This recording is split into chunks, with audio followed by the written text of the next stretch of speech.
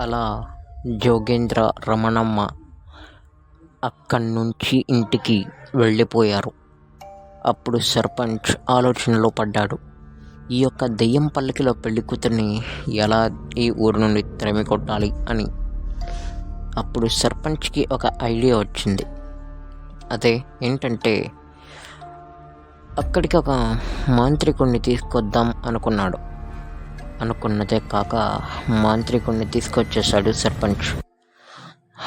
ఇక ఈ దెయ్యం పల్లకిలో పెళ్లి కూతురు నుండి పీడ విరగడవుతుందిలే అనుకున్నాడు. అప్పుడు మాంత్రికుడు ఆ దెయ్యం పల్లకిలో పెళ్లి కూతురిని బంధించాలనుకున్నాడు. దెయ్యాన్ని బంధించాలంటే రాత్రి గడవాలి. అలా కావాలంటే సాయంత్రం వరకు మాంత్రికుడు ఎదురు చూడాల్సి వస్తుంది. సరేని మాంత్రికుడు సాయంత్రం వరకు ఎదురు చూస్తూ ఉన్నాడు. టైం 6 అయింది. ఊర్లో వాళ్ళంతా ఎవరి ఇళ్లలోకి వాళ్ళు వెళ్ళిపోయారు. వెళ్ళి తలుపులు మూసుకొని లైట్లన్నీ ఆఫ్ చేసేసి పడుకున్నారు. అక్కడ సర్పంచ్ ఇంకా మాంత్రికుడు మాత్రమే ఉన్నారు. ఈ దెయ్యం ఊర్లోకి వచ్చింది.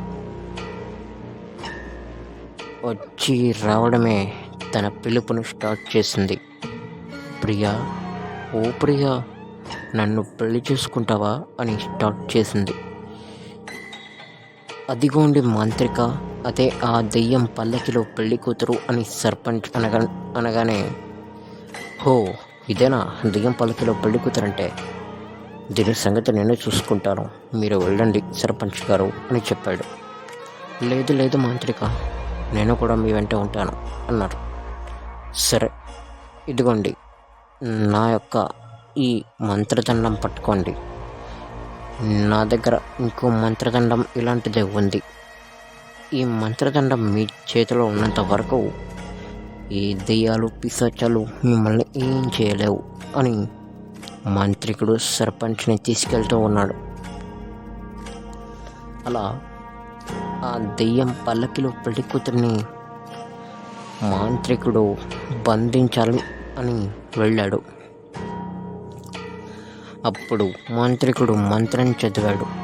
ఓం హ్రీం పట్ ఫటాఫట్ స్వాహ, ఓం హ్రీం పట్ ఫటాఫట్ స్వాహ అని మంత్రం చదవగానే దెయ్యం పల్లకిలో పెళ్లి కూతురు మాంత్రికుడు వేసిన ముగ్గులో బందీ అయిపోయింది. అప్పుడు మాంత్రికుడు, ఏంటి నీ కథ చెప్తావా లేదా భస్మం చేయమంటావా అని అడిగాడు. లేదు మాంత్రిక, చెప్తాను, నా కథ ఏమిటో మొత్తం చెబుతాను అని దెయ్యం పల్లకిలో పెళ్లి కూతురు కథ ఇలా చెప్పడం మొదలుపెట్టింది. మా ఊరు అప్పుడు కోశల్పూర్. నన్ను నిర్మలాపూర్కి చెందిన రాజేష్ అనే వ్యక్తి ప్రేమించాడు. మమ్మల్ని ఇద్దరిని విడదీయడానికి రాజేష్ వాళ్ళ పెద్దవాళ్ళు ప్రయత్నించారు. అయినా రాజేష్ వాళ్ళ మాట కాదని నన్ను పెళ్లి చేసుకుంటానని నాకు మాటిచ్చాడు. అప్పుడు రాజేష్కి డబ్బున్న అమ్మాయి దొరికిందంట. అప్పుడు వాళ్ళ పెద్దవాళ్ళు రాజేష్కి ఆ అమ్మాయితో పెళ్లి చేశారు. రాజేష్ కూడా ఒప్పుకున్నాడు. ఆ అమ్మాయితో సుఖంగా సంతోషంగా జీవించడం మొదలుపెట్టాడు.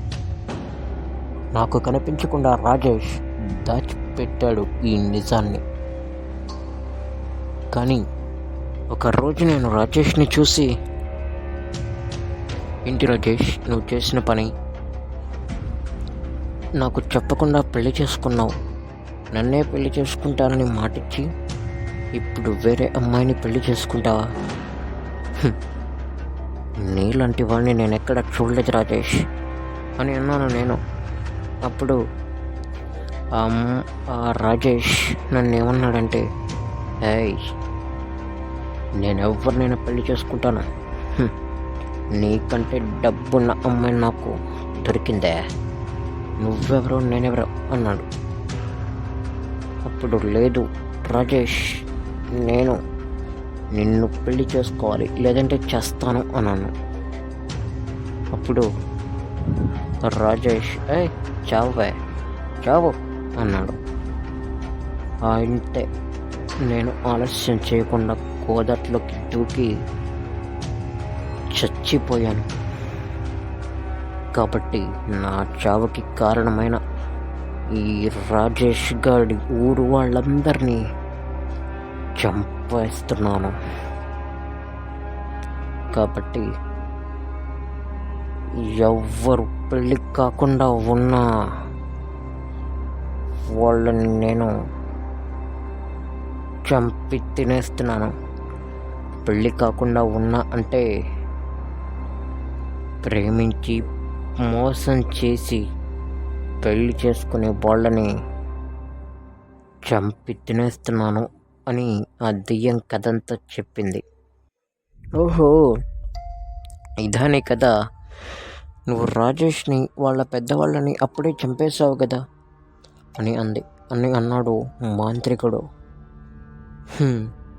ఎస్, చంపేశాను.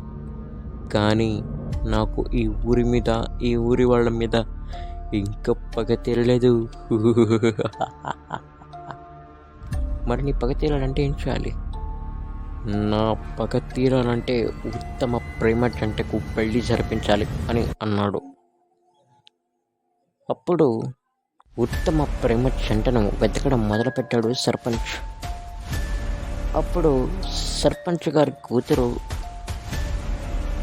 ఆ ఊర్లోనే పనిచేస్తున్న కూలివాడు గోపాల్ ఇద్దరు ప్రేమించుకుంటున్నారన్న విషయం తెలిసిన సర్పంచ్ గారు ఇష్టం లేకపోయినా వాళ్ళ పెళ్లి చేస్తున్నారు.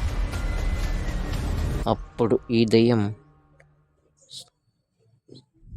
ఏమందంటే, ఈ పెళ్ళిని ఆపండి అంది. ఎందుకు ఆపాలి? నువ్వే కదా ఉత్తమ ప్రేమ జంటను నీ ముందు తీసుకొచ్చి పెళ్లి చేస్తే ఈ లోకాన్ని వదిలి వెళ్ళిపోతానన్నావు. అవును, కానీ ఈ సర్పంచ్కి వాళ్ళ ఇద్దరు పెళ్లి చేసుకోవడం ఇష్టం లేదు అన్నాడు.